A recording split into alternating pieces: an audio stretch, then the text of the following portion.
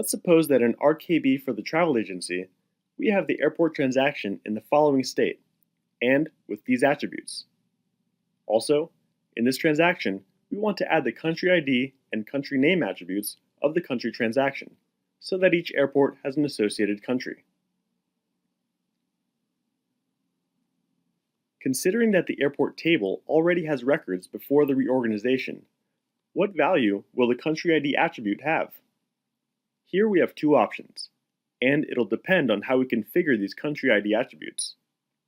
If we set country ID to accept null values, when we reorganize and Genexus adds this attribute in the table, the records that were already there will be left with this attribute as null. Now, if we indicate in the transaction that that attribute does not accept nulls, what will happen?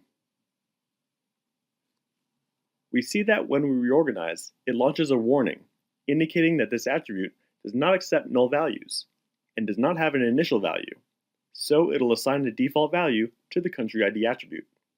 A record will be created in the table where this attribute is the primary key, and in the table where we add it as a foreign key.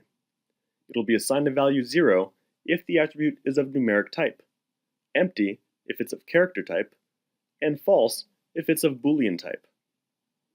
In this case, a new record will be created in the country table with country ID equals 0 and empty country name.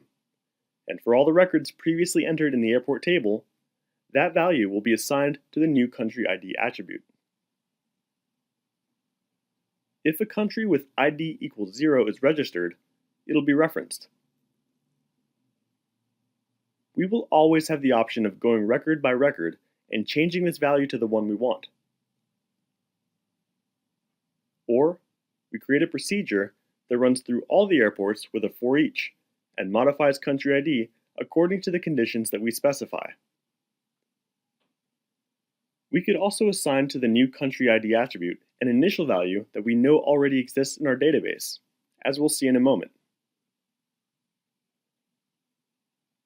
Let's see the following case. Within the airport transaction, we want to add an attribute that records whether the airport entered is international or not. For this, we add the attribute airport international of Boolean type. Suppose we want the value to be true by default. To this end, we create a default rule. When we reorganize, we see again a warning, which tells us that the attribute we've just created does not accept null values. It has no initial value, so the empty value will be used as default. If we look at the records previously entered in the airport table, we see that in all of them, it assigned a false value to this new attribute, since it's the default value assigned to this type of data. If we want to enter a new record from the transaction, we can see that by default, it's set to true, as we assigned it in the rule, but it doesn't apply to the records that we already had. When this attribute is created, how can we have all previous records set to true? Through the initial value property. If instead of using the default rule, we set the initial value property of the attribute to true, it'll not only apply to new records, but all existing ones will take that value. This is one of the differences between using the default rule and using the initial value property. Another difference is that the default rule is specific to the transaction and not the attribute. As for the initial value property, it belongs to the attribute, and it'll apply anywhere it's used, including transactions, procedures, business components, and so on. Let's go back for a moment to the case where we added country ID to the airport table. Let's see what would happen if instead of doing it as we did, we had assigned an initial value. For example, suppose we know that all the airports already entered are from the country France. Since France has ID 2, we assign this value in the initial value of the country ID attribute. When running it, we can see that the airport table is reorganized and added to the country ID attribute. And when viewing the data, we see that in all the records previously entered, country ID took the value 2 corresponding to France.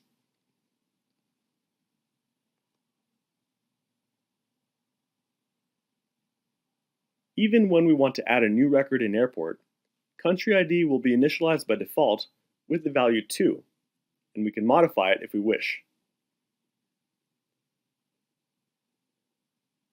And what would happen if we had put in the initial value of country ID a value that does not exist in the country table? So for example, 20. At runtime, we can see that in the previously entered records, the country ID attribute is assigned the value 20, even though we didn't have any country with this ID. What Genexus did in this case, in order to assign country ID the value 20, was to create a country in the country table with ID 20 and an empty name. Otherwise, there would be serious referential integrity conflicts. If at some point we no longer want this attribute to be initialized with a value, we can modify this property and remove the value we entered. This will no longer impact the records that we've entered. It's important to remember that the initial value is assigned to the new attribute when the table is reorganized.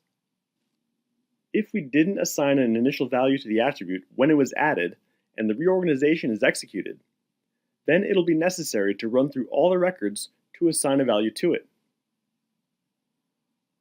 As we also mentioned, when creating a new record, if there's an initial value assigned, the new record will be created with the attribute at that value. Now suppose we want to record from the airport transaction the flights in each airport. So we enter a second level with the following attributes of the flight transaction. Since at the database level, the structure does not generate changes within the airport table, it does not impact previously entered records. A new airport flight table is generated, and it'll be empty.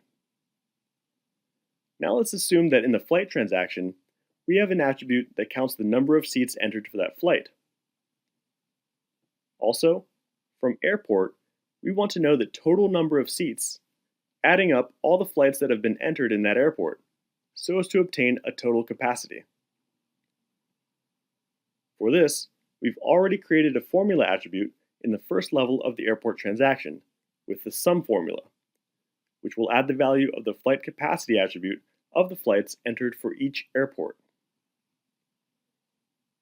As we know, the attributes defined as a global formula are not stored in the database. Instead, their value is calculated every time it's needed, but this data is not persisted. Suppose you frequently need to access and work with this data. As it's calculated at runtime, if there are many records to be run through, for example, if there's a large number of flights entered, it can severely impact performance.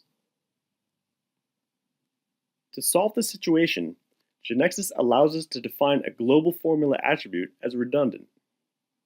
This means that it'll no longer be a virtual attribute. Instead, it'll be stored in its associated table, and Genexus will keep the knowledge that the attribute is a formula and how to calculate its value. In this way, when executing the transaction that contains an attribute with a redundant formula, the formula will be evaluated and calculated, and the result will be stored in the database. Then, when we need to query or work with that attribute again, Genexus will retrieve the stored value from the database instead of spending time and effort to perform the calculation. To define this attribute as redundant, we right-click on the column headers row, select Column Chooser, and there we see all the columns that we can include in the transaction editor. We choose Redundant and drag it to the editor. By means of a checkbox, it gives us the option to mark the attribute as redundant. We select it and run it again. It'll ask us to reorganize the database, since, as we saw, the attribute we just marked as redundant will be added to it. When a new airport record is entered, the formula is triggered as usual in the transaction, adding up the total number of flights entered. And, when confirming this value, is also stored in the database. What will happen to the airport records that already existed in the database? In those records, what value will this attribute have in the table? When doing the reorganization and adding this attribute, Genexus runs through the previously entered records one by one, triggering the formula and saving its value in the table. When viewing the previous records, the new attribute appears with its corresponding value, which, as we said, is already stored in the database. So far, we've briefly seen how adding attributes affects a transaction with previous records, whether they're new attributes, inferred attributes, attributes with a redundant formula, or with a value in the initial value property. For more information, you can visit our wiki.